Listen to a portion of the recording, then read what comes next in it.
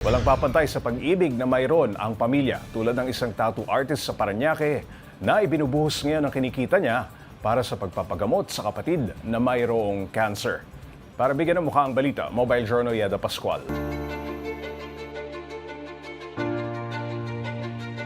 Halos 2 dekada ng tattoo artist ang 39 anyos na si Nelson Vizcara.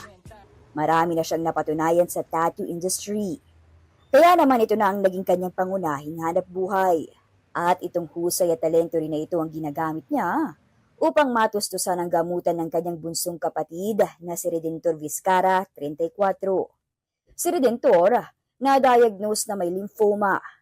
Kaya naman nagsimula si Nelson ng tinatawag niyang tattoo for a cause. So, ang findings po doon, nakitaan po siya ng bukol sa likod ng mata. Kusa lang pong pumikit yung kanang mata niya, hindi niya na po makontrol. Tapos medyo nakabukol na po yun dito, yung pala lumuluwa na pala yung mata niya. Mula 3rd week lang ng January, sumakit-sakit, ganyan. Tapos ngayon, gano'n na yung sitwasyon niya. Luwa na po talaga, totally.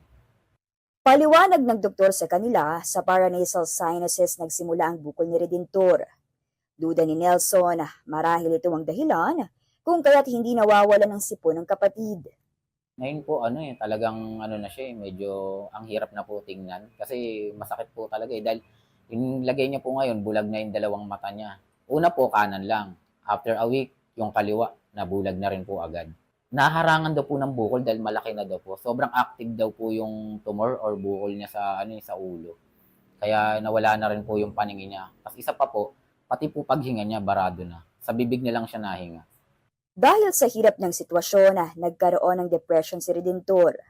Dagdag pa na hindi na makita at makasamang asawa at 2 anak na babae na pawang maliliit pa.